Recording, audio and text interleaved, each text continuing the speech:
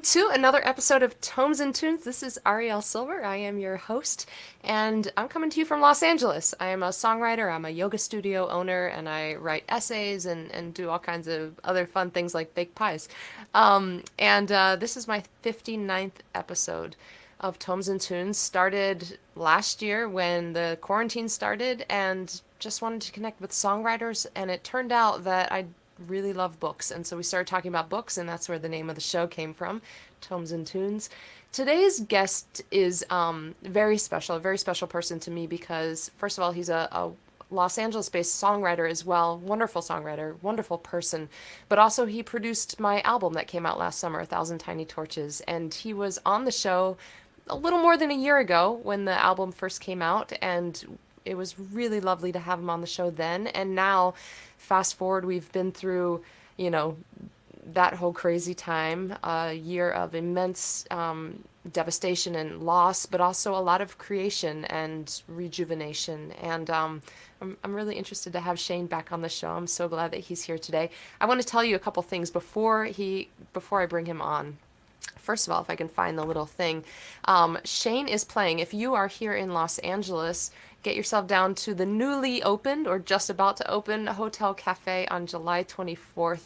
Shane is playing there. It's a great venue. I'm sure that many of you have been there and celebrate the place.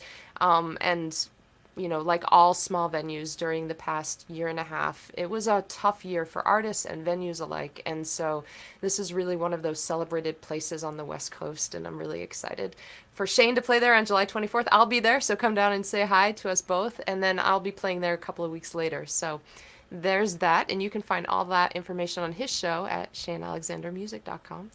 And a week before that, so next week, I am playing at the Ojai Underground Exchange in Ojai, California, just a little bit up the road. And I'm doing a Songwriter in the Round kind of set, Women of Americana, with three of my favorite songwriters here in Los Angeles, Manda Mosher, Pi Jacobs, and Celia Chavez. We have some really fun surprises for you that we're getting together in a couple of days, and we've just got some interesting things that we're putting together. It'll be a really fun night, and it is live in venue. So if you're in the Ojai area, Ventura County area, Los Angeles County, Santa Barbara County, come down to the Ojai Underground Exchange on July 16th. And if you are further out, this show is also going to be live streamed, so you can get tickets to come in venue or tickets for the live stream. And it's going to be a really special night. First time ever, maybe last time ever, I hope not, but it's definitely the first time ever. So you can get information on all of that right here. And so without further ado, I'm going to bring Shane on. Let's see here. Hey. Hello, hello. Hello, hello. How are you? I am great. So nice to see you today. It's so nice to see you. Gosh, this is the way that we have looked at each other over the past year, right? Yeah, unfortunately so. But, Yeah. you know, it beats not seeing you at all. So, Yeah. yeah. Shane, I think that you have been writing a lot of music. Maybe at the beginning of the quarantine, when we first talked, I think, you know, last spring, summer. I mean, for a lot of us, it was a really sad, bewildering time. But at some point, something shifted for you, and you just started doing a ton of co-writing, a ton of writing. I'm really curious about that shift. Like, if you can you put yourself back in that mindset of like when it was the first part and then what shifted for you? Do you remember? Yeah, absolutely. You know, so yeah, last year, I think when we spoke, yeah, I was in the midst of my reading binge. I'm not a massive reader, but 2020 was a massive year for reading for me. I believe Yeah. I read 25 books last year, and you know, I was laying low. I was hanging out with my daughter, which was amazing. You know, she's Yeah. 15 now, and just the idea that we got so much time together was an absolute gift. And so I read, I hung out with the kid, and then you know, I made music every single night. You know, and I started a lot of things, but I wasn't finishing a ton of things. And my good friend Ted Russell Camp, who I just got off with an hour ago. I'd written a song with him for his previous record, and then he reached out to write something remotely, and we wrote a song. I think he's put out two records in quarantine, and I had songs that I wrote with him on both of those. And so he was the first to kind of like usher in concept of writing remotely.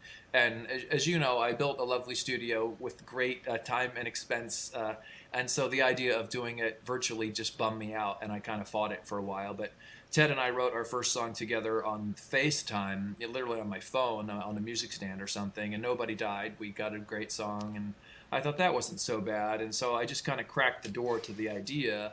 And this was, I think, towards the end of the year or the beginning of 2021. And then, so he and I have had, with a few exceptions, a standing every Thursday co-write for like 7 months or something crazy.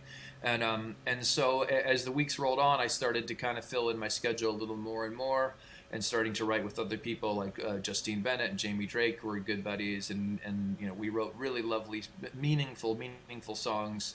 And then it just started kind of snowballing, and I just thought, I had so many friends that pivoted from full-time artist to insurance salesman or whatever last year, and I thought, by hook or by crook, I've managed to be an independent artist full-time, for 15 years, and no stinking pandemic was going to change that, and so I just kind of set out a determination to really connect with so many of my artist friends, and a lot of them got financially or emotionally beat up last year, and just the idea of trying to connect with them, help inspire them, and there's just no downside to more songs being in the world. And so with all of them, we might shoot the shit for 40 minutes before we even get guitars or paper out. But normally when we're talking, I'm usually taking notes in case a word or a phrase is cool, and so I'll have a page or two written before we even start writing. And it really dawned on me that I think last year in 2020 I was really waiting for something esoteric, the muse to show itself to me, as opposed to like me corralling the muse and saying, Muse, I'll be here at 10 a.m. tomorrow and the next day and the next day. And so it was a good lesson to remind myself that it is a muscle, and the more you use it, the more it shows up. And so yeah, I think for 2021 songs that I've written or co-written, I just hit 50, which is for me exceptional. That's it's exponential growth. And I thought as a songwriter who's got somewhat of a career and a catalog, and I just think there's just no downside to having my output rise by 400 or 500% this year. And so I've co-written for films and with people overseas in Germany and Holland, and just connected with so many artists, and it's just been beautiful. It's been absolutely great. And as things have started to open up, people have come here to the studio to write with me, and I'm producing singles for maybe 6 artists now, that I have co-written with them. And it's just, I think it was a nice bridge from the weirdness of like January 6th to the beauty of July 6th. To remind me and them, why we do what we do, and nothing feels better than having a new tune in your pocket that you're excited about. And yeah, it's just been so nice to even remotely, people in another country or whatever, we can work completely easily this way, and it's just been great. I just in the upcoming weeks, I'm actually going to pull back a little bit, because I have been doing it almost 5 days a week to finish off all these singles that are sort of outstanding and start getting my shit together for my next releases. But it's been great, and if I can get up to 75 or 100 songs for 2021, it's a big jump in my catalog of songs that are working for me, and it just seems like a good thing to do with my time and my skill set. And I've just thoroughly enjoyed it. Yeah, I love that. Yeah. Yeah, I think of it as a muscle, that when you're training, it just gets stronger. You can access it faster.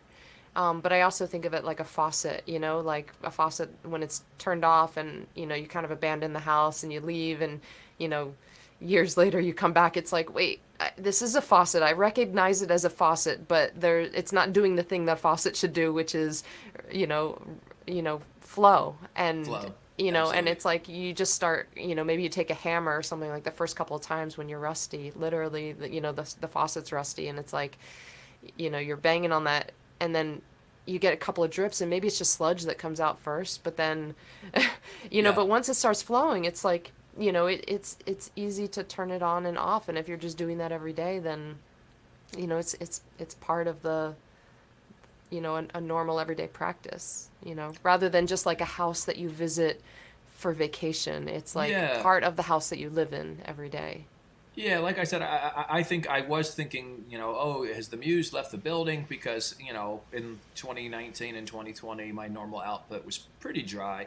But again, I think a lot of people just sort of shut down for a minute to like process, and I was talking with a friend from Maine yesterday, and yeah, all of us have come through a trauma, and some more than others. Some people spent this entire time alone. Some people lost loved ones. In addition to many people lost their businesses or whatever. It was a harrowing time. Not that we're completely through it, but we're moving in a semi decent direction.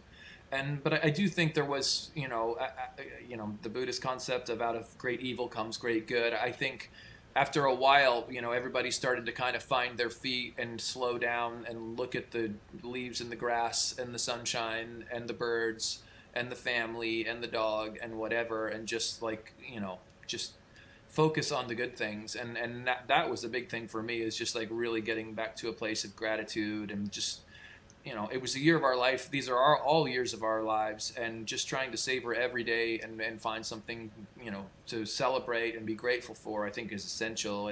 And so I've really recalibrated to, I'm in just such an overwhelming place of gratitude for all the blessings in my life. And yeah, I just want to share that in the music and with other artists that may or may not be in a bad place. I want to just help any way I can. It just feels like something nice to do. And the beauty is that I am still inspired. I still love to make music and create music. And people are asking me constantly when I'm going to hit the road. And for the longest time, you know, I hadn't. I just was not feeling that at all. I'm just this today actually. I booked a concert at a theater on the East Coast in September, and so I'm going to start working out from that. And I think I'll do a little East Coast run, maybe like Nashville to Maine, and then probably get back to Europe in the spring.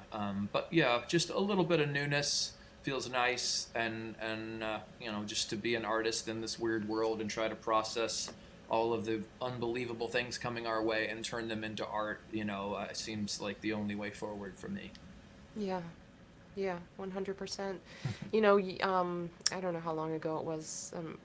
Scanning through flipping the calendars in my mind. It was maybe about 20 years ago. I was standing on the street in Boston, and I felt myself. I mean, I remember the exact spot on the street. It was in the Back Bay, and it was just like a weekday afternoon in the summer. It was kind of hot and kind of like overcast seeming. And I remember just standing there thinking, what good is a song? Like, it doesn't, at the time, thinking, what good is a song? Like, that's not going to help anybody. That's not going to solve the issue of starvation or injustice, any of that stuff. And, scroll forward 20 years, and um, there's like the direct hit of bringing someone a bowl of soup to eat, to solve that immediate problem. But then once someone has enough food and the shelter, I mean, they're, all the lonely people, where do they all come from? It's like, Mm. people are broken all over the world, and, for various reasons. And I think that is where songs and stories heal. I think that they very much do, and are necessary. I'm going to mute myself for a second. You talk, because here comes an airplane. Well, I agree. I think the main thing is what can a song do? Is you think about what has it done for you? It's done a lot, right? So many of the most important moments of our lives, there was a song playing, Yeah, and absolutely. 20 years later or whatever, you hear that song, and you're right back there. And Yeah. in that regard, I always feel like it's important work, and it's just anything less than a global smash can feel like a failure, if you let it. but just knowing that anybody's listening and the idea that you might touch somebody is great. And when you hear that people, throughout my career, people have like had babies or played my record in the delivery room or on a wedding or whatever. It's an unbelievable honor, to be the soundtrack of somebody's big moment. And those little things have to sustain us as artists. And first and foremost, we have to do music because we love it and we have something that we want to express. And then the rest is just it's no longer up to us. We put it out there, and then it's no longer our piece of art. It's just we drop it into the ocean, and occasionally someone might pick it up, and that's okay, man. It's just you can't get rich counting another man's gold. And so you can't always compare yourself to someone else's career who may or may not have more shit going on than you. You just have to be true to yourself and be the best version of yourself, the artist. And for me, like, my prayer is always to touch people's hearts. That's really what I want to do. And when I know that I'm doing that, I feel that what I'm doing is worthwhile. And particularly when I'm far from home and I've left my family and my dog and my life, and I'm in a strange land, in a strange town or whatever, and somebody I know is moved, I feel like where I need to be. Yeah, absolutely. Gosh, I'm just thinking about so many things right now. I was at a memorial service earlier this week for the drummer of Darby's longtime Right. band, Yeah. and his daughters, his three daughters, had grown up coming, sitting backstage, going to the gigs, helping set up the drums, and this was a memorial for their dad, and it was such a tender, such a heartbreaking, and also that weird, wabi-sabi feeling that just like you're, it's heartbreaking, but there's something so tenderly beautiful about the fact that that band was the soundtrack to these girls' lives. And even though Sure. they're quite young compared with perhaps the demographic of who had originally been listening to this band, this is still their favorite band, and they listen to that. Um, and the songs from the band Naked to the World, the songs are really important songs. They're deep songs and uplifting songs and comforting songs. So it's like, wow, if you're gonna have a soundtrack to your life, these are good songs to have. And that they'll carry those songs with them over the course of their life as well and share them. And so it's like, the way that songs get passed around in that way, and sort of from heart to heart, you know. Oh, and Daryl just commented here. Daryl is in the band. She plays a violin. Hi, Daryl. Thanks for being here. um, so, yeah. Um, Shane, I'm curious what you know, is there a particular singular band or songwriter from your life that has just for a long time been, you know, that one that is closest to your heart? Not because you necessarily play the same music, same genre or anything, but like, there's just a tender spot of your heart, and that songwriter or band is like right next to that tender spot. Yeah, well, obviously there's a few, but as you were saying that, Simon and Garfunkel came to mind. Mm. When I was a kid, my childhood was a little spotty. My parents split up when I was quite young, and I lived with my grandparents for some years when I was really young. And in that house, there was a small record collection, which from the time I was, whatever, 3, like, I got into them. And, yeah, a lot of difficult times, but I was always very fortunate. My grandmother was kind of like my surrogate mom, so I was, she doted on me, and it was She's a the one that really. gave you your first guitar, right? She is, yeah, and Mm-hmm. I named my daughter after her. She was amazing, Right. and but yeah, so much of Simon and Garfunkel. And again, there's this wonderful melancholic thing and reverbs and things like that I've kind of carried through my life. That I think because there's this emotional tug to it, and like the Boxer, the outro of the Boxer when things get huge and symphonic and stuff. It's so powerful. And again, for a young person, very young, single digits, I just really, I still can hear that stuff, and it flashes because it's been with me my whole life. Mm. And yeah, there are others, but that one comes to mind as in terms of going all the way back. Also, we had a 45 of the Beatles yesterday, which of Mm. course is a beautiful, beautiful and terribly sad song. You know, and for a kid whose mother had exited the picture, a profound song. That's what he wrote it about. The original song was written about Paul McCartney's mother, I believe. And so I've always been drawn to a sort of sad music that's also sort of healing and touching in some way. And so, when I became an early teenager and started, I got into total rock. When I was 10 years old, I was a total rocker. Throughout into my early 20s, and then as by my late 20s and by the time I went solo, I kind of came full circle back to the Simon and Garfunkels and the Cat Stevenses and the stuff of my youth. That there was amazing songwriting, but also there was just tremendous beauty in it. And again, Cat Stevens, you really feel the overarching desire to touch people and to heal people and to sort of make the world a little better with his art. And that really resonates with me too. Yeah. you know yeah. Yeah. I was having a conversation with some folks in the music industry a couple of days ago, and one of them was talking about I can't remember the exact phrases or anything like that, but there was this desire. I think what he was trying to express was this desire to preserve the purity of authentic art, and so independent music, for example, should remain uh, independent and community based, and not be dirtied by money. Basically, should not be dirtied by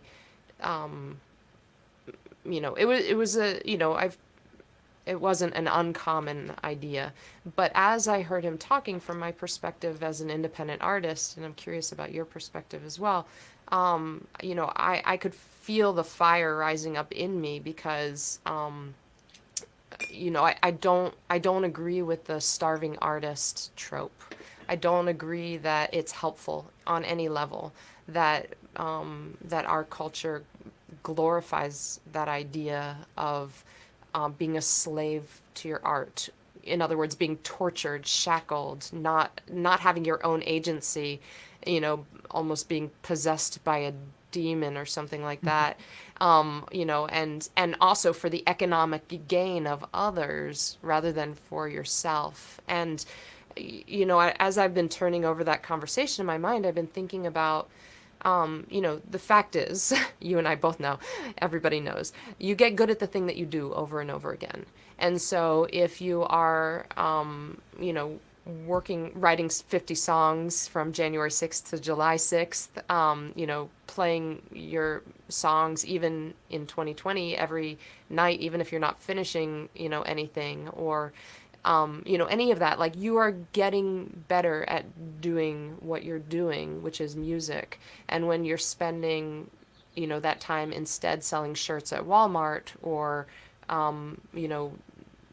grappling with data on a spreadsheet, or, whatever the other job is, you're getting very good at that other job. And so if, as a culture, like, we're talking about the healing properties of songs, and like the Simon and Garfunkel and Cat Stevens songs, or the Naked to the World songs, or your songs, my songs, like any number of songs that have touched people and healed them, all of that has developed out of an intense engagement with the craft, an intense amount of time to get good at what we're doing, and conscious decisions. All of the artists that have moved anybody really have been able to do so because they have had time to devote to getting good at their art, time to devote to getting good at this medicine. We could call it medicine, we could call it songs. Yeah. So what exactly Thoughts? is the question? Yeah. What do you think about that idea of like the starving artist, like how have you like I don't know, what is your response to that idea, or where is Yeah, art, where is commerce, what is the line? How do we deal with it? that is the thing, man. I actually had this discussion with a guy at my publisher in Holland about a month ago, and the idea of where art and commerce collide, and where he paired me up to write with some DJ types and just like writing to song prompts and things like this, specifically pitching for a commercial, this or that, and I'm not adamantly opposed to it, but I think if that's your bread and butter and where you like to hang out, that's different from where I want to hang out. Right. I do really try to come at it from an honest place, and But I don't think that they're mutually exclusive either, though, because they're you've not, had but songs placed in, of course. But yeah. my point is, I don't. A lot of people are like write it for that person, for that purpose. Like, oh, let's get this, and it's going to be totally syncable. Even though maybe to my own detriment, I don't like that as a jumping off point, because again, I am an idealist, and I do try to preserve the purity of it. And my thing is like, I just want to write the most beautiful, honest song that checks all the boxes for me. If I get rewarded with a placement or whatever in the world, great. But the quote, the Quincy Jones quote, something about if you're trying to write for a hit, God walks out of the room, or something like that. Yeah. Um, And I think like, that that's like the world of music that you and I are in. Like, yeah, we're on the same page in that way. Yeah, yeah, and totally. again, screw the starving artist thing. I mean, I think you have to hustle and to get your music out there, but I don't think it's a good idea to specifically pattern yourself after something that you see is successful, so you're a second rate whatever because you're chasing Right. somebody else's shit. Right. I think the best thing you can do is try to go deeper and deeper to the source and be the best version of yourself as an original artist. And for me, the things that have been my biggest successes are songs where like I just sat down and lit some incense or whatever, and a song popped out into the world. And I Yeah. just think of those as gifts. And occasionally, those rare occasions where like they're just on the page before I even feel like I had anything to do with it. Those do feel like gifts. And you know, again, there's no harm in if you want to be a pop star, or if that's your MO. A lot of people have done it terribly successfully, and again, like a David Bowie or something, a true artist, but just he couldn't help himself. He wrote pop smashers, but those also check all the boxes. The lyrics are amazing, the stories and the melody, every single thing is amazing, let alone the fact that he probably recorded it in one take because he was literally not of this earth. But for us mortals, when I my career kind of started to do a little bit of a thing around my second record, and I had some major labels coming around and stuff like that, and it just really did dawn on me, around 2006, like, wow, to be independent, um, will preserve what I love about it. And if I surrender control, or if I have a huge committee agonizing over my song title or my shirt or whatever, that won't be fun for me. That's not why I got into it. I want to be autonomous. I want to explore and see what I can bring out of myself, and that feels good. And so I think, at least in my among my friends and stuff, I was definitely one of the first that really went, I'm going indie, baby. I'm going rogue. I'm going to put out my own records. I'm going to own my own masters. I'm going to book my own tours. And because in the previous year, at the end of the 90s, I had a lot of friends that did sign the big deal with Atlantic or whatever, and the age-old tale of the A&R guy, gets Yep. fired right after the record's made, and they're in debt to the label for 550 grand of 1995 money. And so not only did their beautiful record that they spent their whole life writing never see the light of day, like, oh, you can have your record, but you owe us, $225,000 or whatever. And so many of those guys just like jumped. They got day jobs years ago. Yeah. And so the idea, to anything that really helps you keep the flame alight to be an artist, I think is a beautiful thing. And there's no harm in having some success and monetizing your stuff. But yeah, it's a fine line, because of course we want to connect with people, but as long as what you're writing, I think, is authentic and you mean what you're saying, that's the thing for me. In terms of, you were mentioned like being an indentured servant or slave to the music or whatever. I think to go out and do something that you don't believe on stage, that sounds relatively hellish to me. Totally. Yeah. I want to believe what I'm doing, and because when you are singing something that matters to you and you feel it connecting, that's, I think, what most artists seek. Is just like, I made this, you get this, yay for us all. Right. you Yeah. know Like human to human. Here we are. Absolutely. There's like the line that's being, Hmm. you know, Yeah. kind of cast between us. Yeah. You're making. I like your response because it's helping me to clarify my own thoughts, which over a year of this show, I've given a lot of thought to conversation. Like, what is the point of conversation? And sometimes the point of conversation is to argue a side and to, win someone to your side or to be won to the other side. And I think that more often conversation is for all the parties involved to clarify their thoughts about something. And your response is, for me, there's no zero conflict on the side of the art, the creating of the song, the creating of the music. Like that should be, that should feel authentic to the creator, to the artist. I think that it will be the most successful when it is. I think that each of us has our own magnetic north, and we have to steer straight toward it. And there's something about that energy between us and that magnet that we're just drawn to when we are 100% aligned with, for each of us, our Yeah. our our thing. I feel like that's when the music is at its best, always. Any art form, really. I feel like it's at its best when the creator is so clear on that, and allows themselves to be moved in that direction and to apply their expertise, their knowledge, their gift in that direction. I think that, listening to your response, it helps me to, understand, like, oh yeah, it was the word hustle that you said earlier. It was like, yeah, you got to stay on your, have that magnetic north for your art, and then be the best advocate you can be for your music. And that's the hustle. That's the That is the part. hustle. Right. Absolutely. And that is the part that the other person was sort of having, I think, some issue with, that, you know, we should all just come together and sit around the campfire and sing songs. And he might not have been saying that. This might just be like the way it filtered into my world. Yeah. But I love campfires. I love sitting around and playing songs with other people. But then the next day, wake up and, okay, got to write a check for rent. Gotta eat. Exactly. So like that's where, okay, the business, the emails, the connections, the how especially, a lot of people, of course, it's a tired conversation in my opinion, but like, the railing against the streaming services and how music is quote unquote quote free for the consumer. Yeah. Yeah.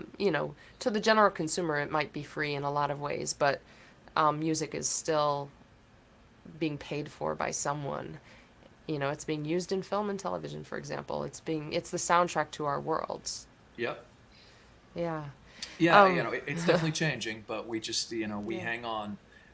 But yeah, just to your point, I was having this, a bit of an argument with a friend recently because, he was mad because I'm always, he's a dear friend and one of the most talented people in my life, and I know one or two musicians, but he is the type of person that, shuns the game, and I just like the music, I don't like the game, and I'm like, that may be true, man, but you've been making records for 20 years, and it is what you do. And all of our heroes had to play the damn game to some degree, or we wouldn't know who they were. Yeah. You don't get to, you can.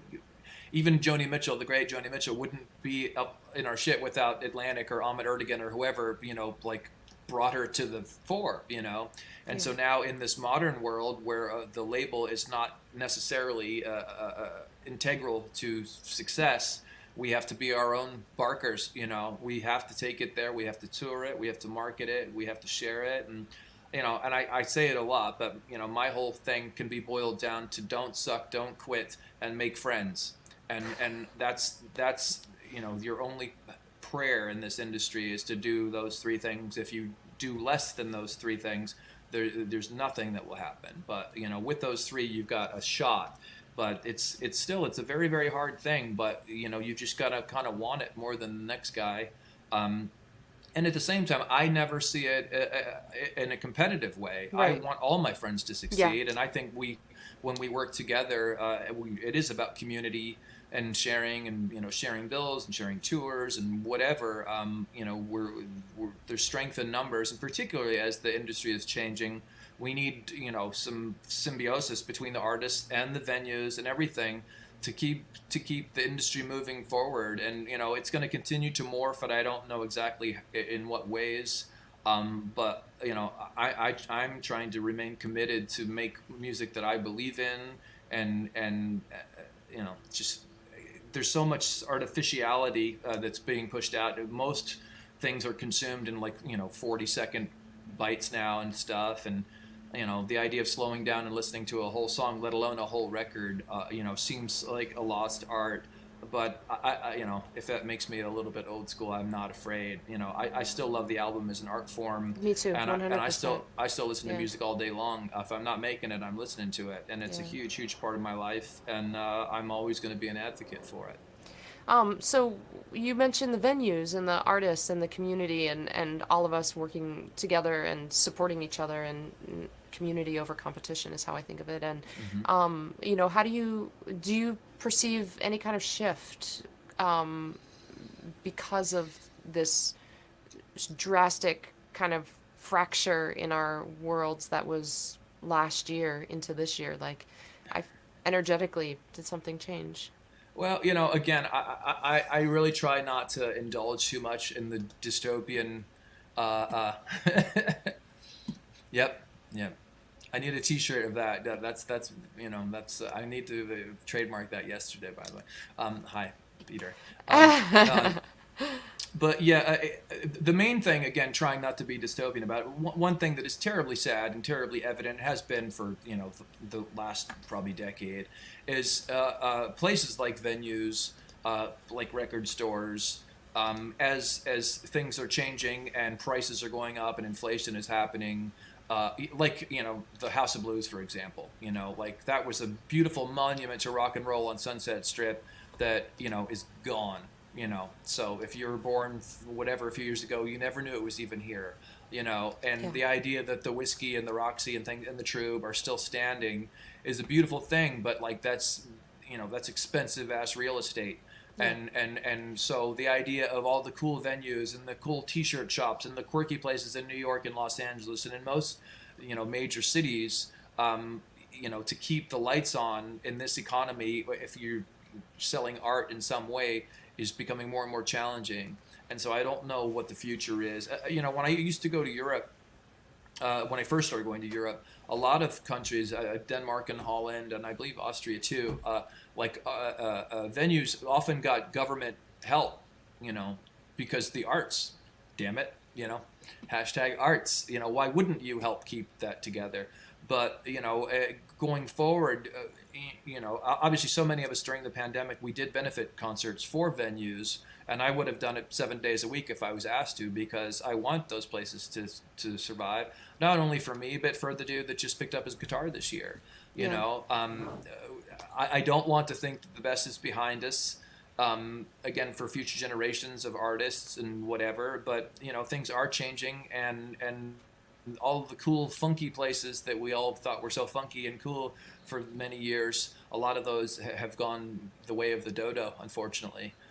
It's funny though. I feel like I've seen that happen like enough cycles now that there's something about it that simultaneously grieves me and also lifts me up, because I trust that there's always, and that's just because human beings need music. Human beings need art. And Yeah. so, as things shift and I grieve for me, my reference point is always Boston, even though I've lived here for a long time now. But, Yeah. it's like, gosh, I was so bummed out when, so many venues that I loved every time I heard news that, oh, this one's closing, that one's closing, it's like, damn it, but Club Passim is still there, thank goodness. And Right, right. but you know but then things rise up, you know um Yeah, you, you, you that's definitely like to think so, and I think it's going to be a matter of like, yeah, clever marketing or whatever to figure out how to move it forward. And there's always, in any economy and any time, there's always somebody winning. There's always somebody that can figure out a way to keep the ball in play. And my hat's off to them. Throughout my career, in the United States and abroad, so many times you meet these interesting, quirky people that are, they fucking love music, man, and they're gonna help make shows happen. yeah. Whatever it takes, they really care. What did you And say? The fucking quirky people? Let's just raise our yeah, glass to them.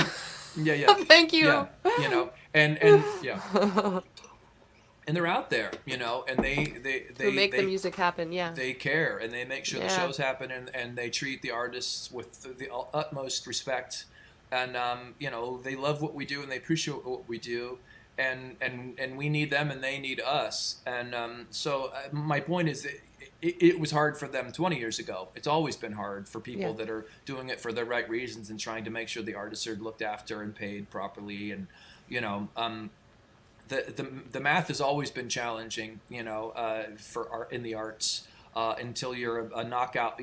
How many great painters died penniless for their paintings to, be worth zillions after they were long gone. It's a funny thing to work in the arts or to support artists. But like you said, it is cyclical, and I've lived in LA long enough to see venues come and go and come, and I like to think about what will come next. But like I said, I do want to try to help whatever I can do to keep the party going, and the community going. And that was the big thing too with the hotel, the Hotel Cafe, which we all know and love. I've been playing there for 20 years, and in the 90s, there were all these rock clubs and stuff that were wonderful. Many of them are still around, many of them are not. But when the hotel came in, it really became the hub of the wheel, and not just Los Angeles, but just as this sort of new singer-songwriter movement was born in the early 2000s. They were sort of the North Star, and as I would travel far from around the United States or Europe, people heard of it pretty quickly, and big people that were doing big, huge shows overseas wanted to come here and play in a small hotel cafe because the club was so special, And so when I played there, I did a live stream last year, maybe in the fall, and I just thought, oh God, I hope I get to play here again with human beings. How terribly sad would it be if they couldn't make it? And God knows how they did, because again, rent in Los Angeles, that's a big building. That had to be a massive nut every month to keep the place, and also the Troubadour, which I love so much. I know they were on the ropes, and I think Those they've were the survived. last two venues I went to before COVID hit. The Troub Yeah, was the last one, and Hotel Cafe was. I probably went there 3 times, and then the Troub one time, and those were like the last 4 shows I saw. yeah, Yeah. yeah, and yeah. I just thought I don't want to live in a world without either. Yeah. I don't, and so yeah, and same thing in New York City too. There's so many amazing venues that have kind of fallen by the wayside that I've played over the years, but a lot of them have remained, and I know new ones will rise up. But just like Bleecker Street, which is an amazing street, like the rent is, gone from whatever 10 to 30, 40,000 a month for a There storefront. used to be a You record know, store there, Bleecker Bob's, that was the one that I went to in high school. That was the place I bought a gazillion records from, and basically, it was indie music education, Yeah, and essentially. Yeah, that closed down wonderful, now for sure. yeah, all those wonderful, funky, down the stairs kind of Yeah, exactly. stores in New York were so wonderful, and yeah, a lot of those places are just priced into oblivion, Yeah. and that is terribly sad. But I don't know what the alternative is. I don't think rents are going to come down again. Mm-mm. So I don't know, man. Well, I, I mean, we will be continuing this conversation probably till, for the rest of our lives. Yeah, Um, and I'm so glad, because I'm just glad that you and I are both in this world together doing it. Um, but I've got to honor Tomes and Tunes, yeah, and you wrote to me last year when you were on the show, like a little while afterwards. You were like, ever since I was on the show, I've been reading oodles of books. And you mentioned earlier on the show that you read a whole bunch of books this past year. Yeah. What have you loved, and what are you reading now? God, I read. I think when I was on, maybe I did the Hell's Angels or something. Hunter Thompson. Yeah. Hunter Thompson is one of my spirit animals, and I've read, I don't know, 8 or 9 of his books, and many of them 2 or 3 times. I read 3 or 4 of his again last year. Rum Diary, Hell's Angels, Las Vegas. If you've never read Fear and Loathing in Las Vegas, you're really missing out. That book is a riot. I love it. It's so wonderful. He's so smart, so funny, and just so lyrical. Just like the shit that just rolls off the tongue for him is just the best. He's so inspiring. I read Hawaii, which of course is the classic, which I really loved, and I'd never read that. That book was amazing. I read The Hajj, which was amazing. The Glass Castle, I really loved. Oh yeah, you had yeah. I remember us I talking read about. Water for Elephants. Read a bunch of Stephen King. What are you reading Yeah. now? Well, I just finished for Father's Day. It's funny. I just literally on Facebook, there were some videos of Gianni Russo, and he's like this kind of mobster character. And there were a couple of videos, and I showed him to my wife. I'm like, is this guy not the most entertaining character ever? He's, I don't know, probably pushing 80 now, tan, slick back, gold, and just a giant toothy smile, and just like an all-knowing sort of wonderful bravado. And so anyway, I happened to like mention it to my wife, and for Father's Day, she got me this book. Let's see, Hollywood Godfather. Yeah, and it's amazing. It's his autobiography, and I'd never even heard of the guy before a few months ago, and his life is unbelievable, unbelievable. He was born into the mob, raised in Little Italy, had polio, went his parents dropped him off at a polio ward for 5 years, didn't see him once. When he got out, he began because he didn't want to go back to school because he'd lost 5 years. He's like, I'm not going back to second grade. And so he started selling pens on the street, and he just had a knack for making money right out of the gate. And as he was hustling pens, a famous mobster spotted him and started to come by and visit him every day and put a $5 bill in his pocket. And so he developed a relationship with a major mobster. I don't want to give away too much juicy stuff, but there's so much juicy stuff. But this Is there a part I little was, piece that you can, yeah, yeah, share a little piece? yeah. Oh, cool. So shortly after, he became like a runner for the mob when he was maybe 11 years old. Started doing things, and then I believe he was maybe 14 or 15, and a truant officer found him, and he said you should be in school. Wrote him a ticket, and he presented it to his mob boss. And he's like, "Don't worry about that guy." He took care of the truant officer, but he said, "Start going to this beauty school, every day, and you'll get credit for school." Right? So he became a shampoo boy at this beauty school. The fourth head of hair that he washed was Marilyn Monroe. Okay, I was called into work one Saturday morning and was told that Marilyn wanted me to shampoo her hair. What else is new? I thought that wasn't a surprise. Not here. At the Waldorf, my supervisor told me. This wasn't a day I'd soon forget. She requested my presence at 5 p.m. I watched the clock like a condemned prisoner and arrived at the hotel promptly at 5. I figured she was going out and needed me to help her with her hair. Marilyn was alone in a lavish suite replete with an outdoor terrace, but the entire place looked like the set of a disaster movie. Clothes were thrown everywhere, dirty dishes were on the sofa, the bed was unmade, and she looked like a homeless waif without makeup. She was wrapped in a white terry cloth towel and had a flute of champagne in her hand. Want some? She offered. No thanks. Actually, I could have used a few glass, but I felt obligated to turn it down. I'm going to take a bath. So she turned her back on me and walked into the bathroom. I thought this was my cue to leave and said as much, but she turned to the doorway and smiled. Don't be silly. Come in here with me. Again, he's 15 years old. Huh?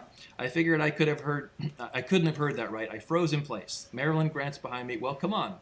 My mouth was sand dry and my heart was pounding. As soon as I broke the threshold of the bathroom, she dropped the robe. Like an idiot, I covered my eyes, which made her laugh. Embarrassed, I dropped my hands and stared at her. I had no words. Turned out I didn't need any. She smiled at me and got into the tub. Come join me.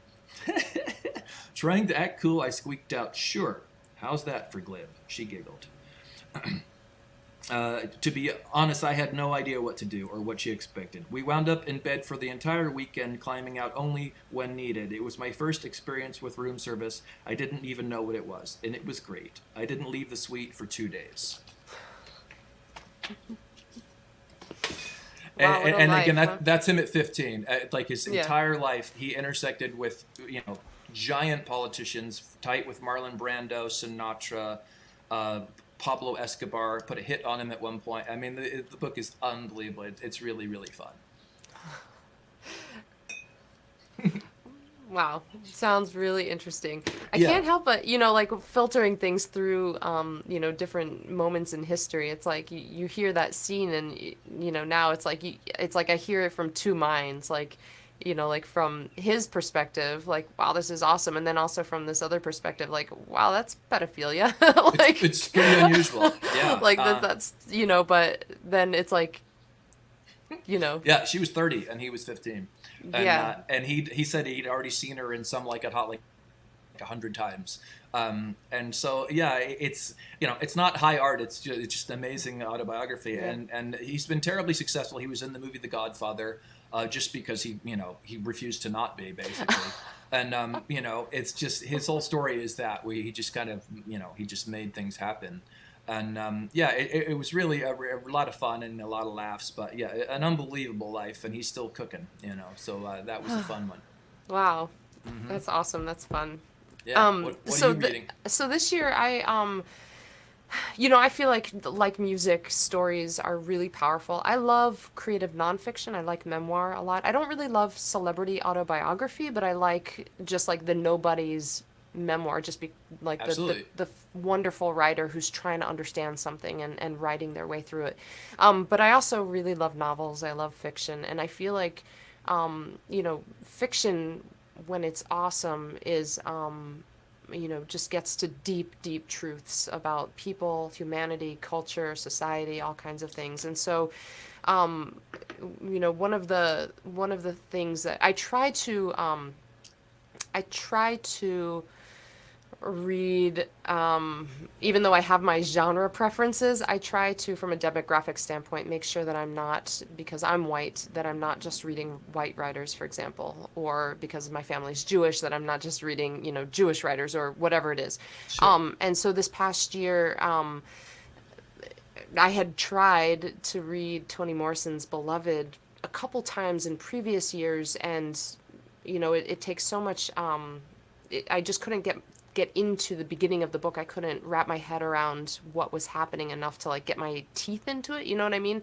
But at the beginning of, or in 2020, when with the murder of George Floyd and the events thereafter, and things were so quiet. In my world, I wasn't battling LA traffic. I didn't have a schedule that I was, so locked into, that I had the mental capacity to just kind of sit with that lack of grounding at the beginning of Toni Morrison's Beloved, and just ride that sense of I don't know what's happening for a little while until I could get my teeth into it and like get into it. And so Beloved, when I finally read it, it just floored me. And I ended up reading a bit of Toni Morrison this past year along with some other writers, but I'm back to Toni Morrison right now, and I'm reading another book that is celebrated by her, called Song of Solomon. And this is she writes about really dark things, and really grapples with race in America. And I'm not going to get into one of the dark scenes here, but Right. but her writing is also really awesome. So one of the main character in this book, Song of Solomon, his name is Milkman Dead. Dead is his last name. Mm-hmm. And when I first encountered him at the beginning of this book, I was like, the Dead Milkman? And so I looked it up, and the Dead Milkmen did take their name from this book. Wow. Yeah, so the main character's name is Milkman Dead. And she explains, how he came to that name, both the first and the last name. But here in chapter 7, I just loved the way that this began. So I'm going to read just a little bit of this. Chapter 7. So you're from Pennsylvania originally, right, by birth? Well, by birth, I was born in San Diego, but Oh, wow. yeah, I know. But I'm you a crossed, California okay. native. Yeah. Yeah, yeah. And then I know you lived in a few different places. Yeah, And Maryland and Pennsylvania. Yeah. okay. So chapter 7 begins, truly landlocked people know they are. Know the occasional bitter creek or powder river that runs through Wyoming. That the large tidy salt lake of Utah is all they have of the sea, and that they must content themselves with bank, shore, and beach because they cannot claim a coast. And having none, seldom dream of flight. But the people living in the Great Lakes region are confused by their place on the country's edge, an edge that is border but not coast. They seem to be able to live a long time believing, as coastal people do, that they are at the frontier where final exit and total escape are the only journeys left. But those 5 Great Lakes, which the St. Lawrence feeds with memories of the sea, are themselves landlocked, in spite of the wandering river that connects them to the Atlantic. Once the people of the lake region discover this, the longing to leave becomes acute, and a break from the area, therefore, is necessarily dream-bidden, but necessary nonetheless.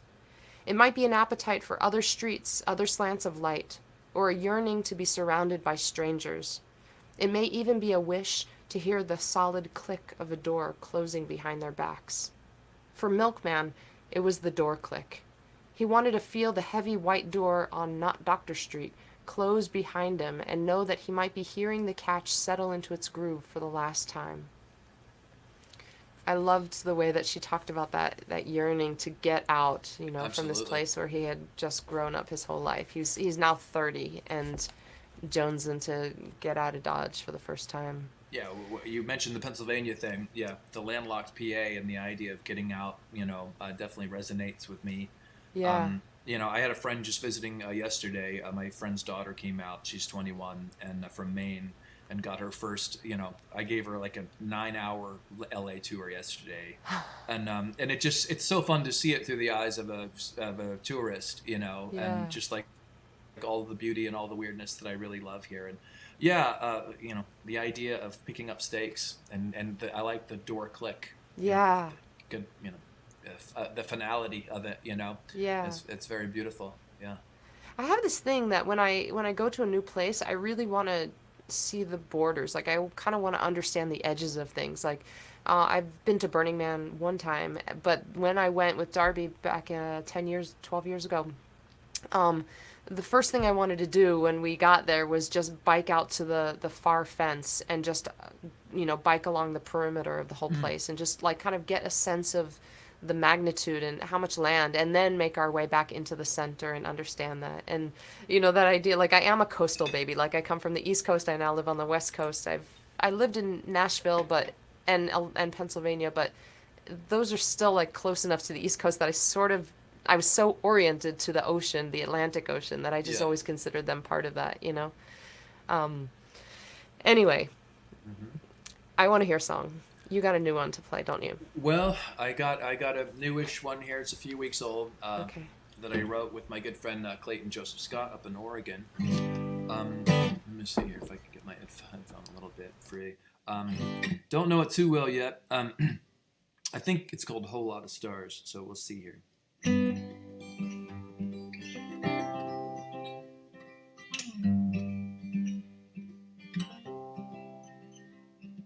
Checking out alone from a sad motel with fluorescent lights, sad stories to sell. A neon sign flashes on a one-way road. Faceless strangers just come and go. There's a whole lot of stars shining in the sky tonight. Always on the run, there's no way of living your life. No way of living your life. Everyone's a captive with their own ghost, praying for salvation and the next signpost. Maybe there's an answer beyond the next rise. Maybe there's a purpose behind every goodbye. There's a whole lot of stars shining in the sky tonight. Always on the run, there's no way of living your life. A million passing cars trying to stay between the lines. A million passing people trying to get it right. Just one more time. So tired of looking over my shoulder. Wanna make my way back home. In the mirror there's a face growing older. So tired of dreaming alone.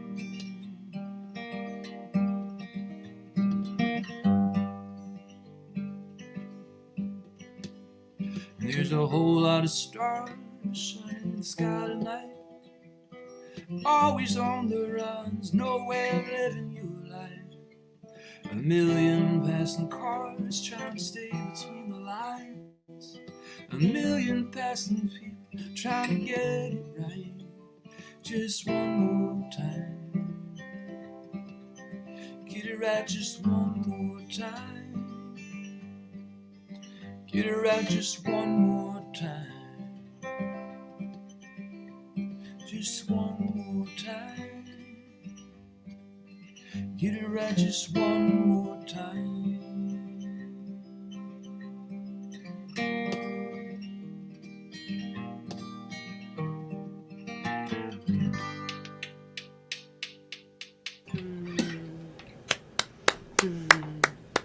Thank you. Yeah, very nice. I like that. Just Yeah, a few. beautiful words. 2 weeks ago. Yeah, thank you. Yeah, I love the words. I really do. It's nice. Yeah, I like that imagery of the a million people trying to stay between the lines. It was a really nice line.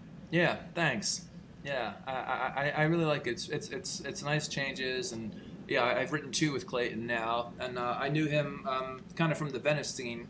He's a real kind of handsome surfery dude that I would always see around Wits End and stuff. And then I think just before the pandemic, he moved up. I think he's I want to say near Eugene. Thanks, buddy. Thank you, James. Yeah, we've been hi. Hello, Leela. Yeah, we've just been in touch, and so we've been writing now. We've written 2 in the last couple of weeks, and just again, it's just lovely to connect. You know, it's just fun, and he's a great guy. He actually just came down last weekend and played in Catalina. Lucky dog. I haven't been there in years, so I was a little bit jealous. I won't lie. Oh man, Catalina and Leela, since you're listening, I know what you're thinking about right now. She had some music project that was on her mind for a while. On Catalina. Oh, cool. So beautiful out there. Oh my gosh. Yeah. It's easy to forget about. It's easy, it's like, it's not like Martha's Vineyard in Nantucket off of Massachusetts. It's like, I don't know, people talk about the vineyard and the Cape and Nantucket all the time, but the Catalina is just, it's, I don't know. And it doesn't come up a lot. Yeah, is it called Twin Harbors? There's Avalon, and then there's the other side, which is much more rustic. And it's not Friday Harbor, right? no, I want to say it's called Twin Harbors, but okay. he did like an outdoor thing there with his Nice. band, and yeah, it just looked lovely. And yeah, he was on the ferry, and again coming back down from Oregon. Yeah, yeah. That ferry man. I'm usually fine on boats, but that one pushed my stamina a little bit. Not too much, but a little bit. In terms of seasickness, It made me think, maybe I've just crossed over to a new part of my life where I'm going to be taking Dramamine now. Yeah, I highly recommend it. It's choppy. It's very choppy, and I've had a few like deep sea fishing things where, basically you have to hurl and then you can get on with your day. But the hurling is essential to survival at some point in the morning, and then after that I'm pretty good. Right here, folks, you get the best stories right here on That's Toes. That's right. Nothing but the best. Well, maybe I'll take it out with this song. Great. Let's see here. Okay, you can hear me still, right? Yep. I assume. One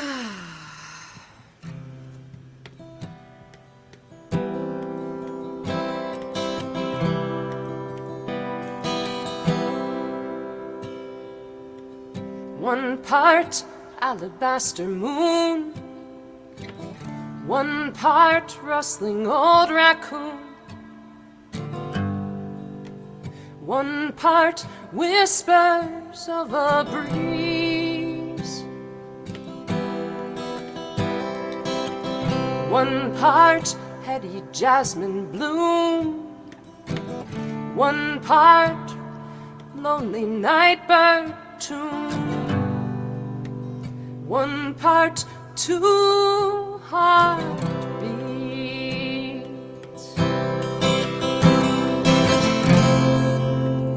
Might we make an apothecary potion,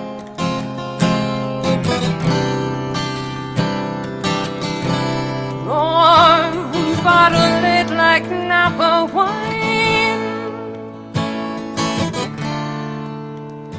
Might we capture all we left unspoken?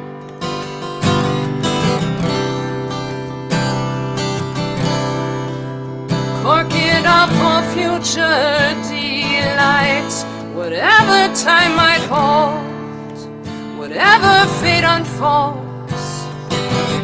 Forget all that we can't control, but let's bottle up tonight. Spotlight of a street lamp beam, shadows dancing in between, familiar as an old refrain. All the stories of the past, the future ones that come too fast, off the edges of the frame.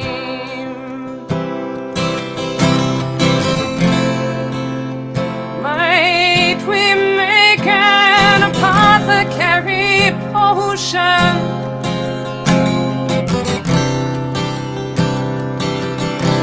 or bottle it like Napa wine? Might we capture all we left unspoken?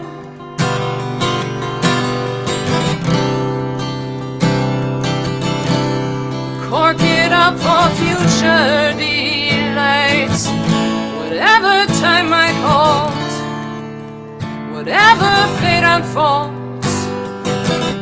Forget all that we can't control, but let's bottle up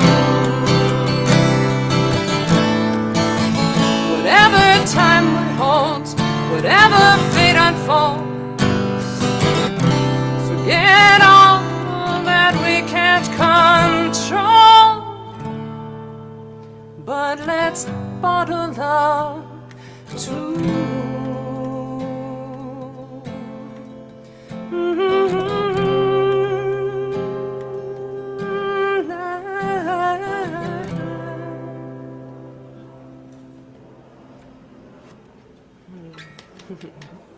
Lovely.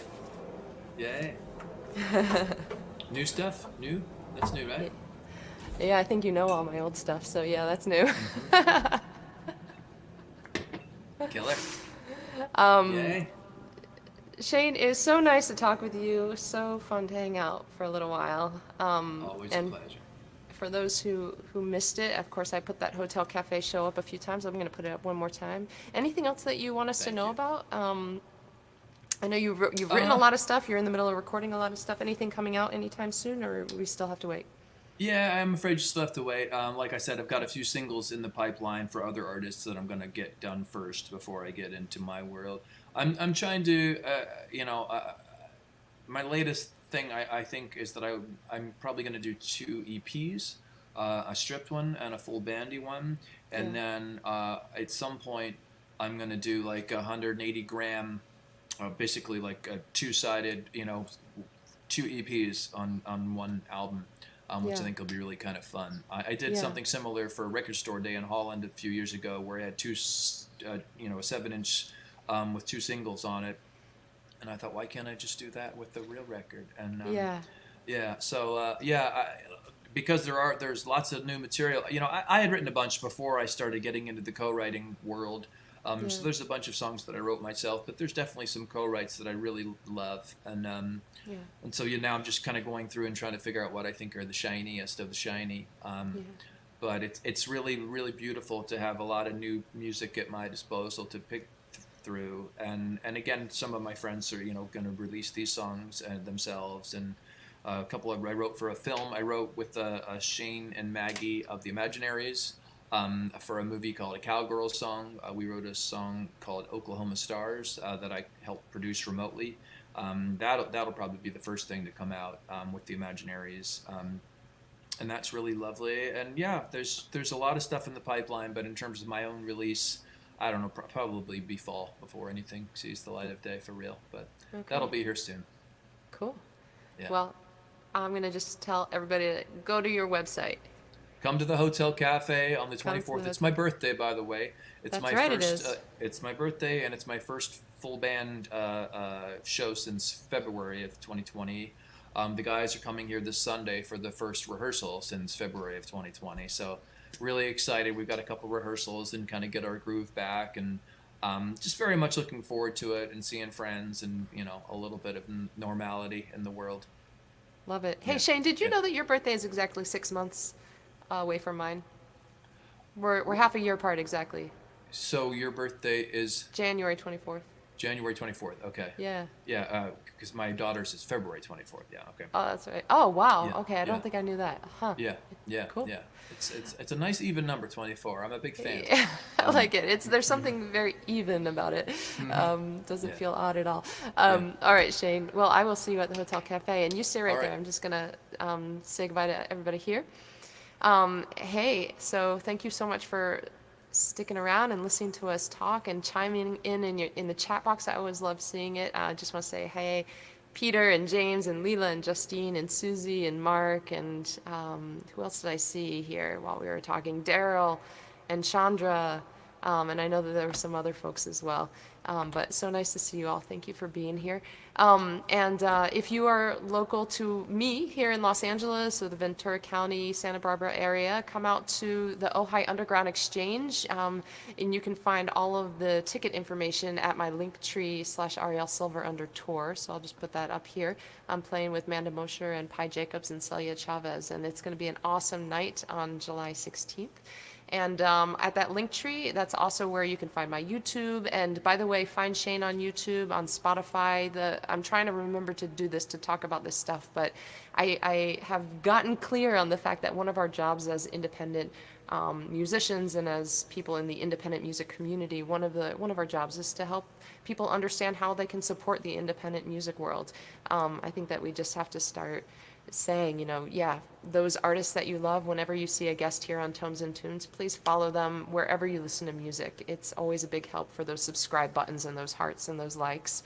Join the mailing lists, support the Patreons, all of that stuff. So I think that's it. Next week we have Claire Means for episode 60, and the week after that, Ben Grace. Very excited to talk with both of them. And goodness, I think that's all I got to say. That's all I got for you guys.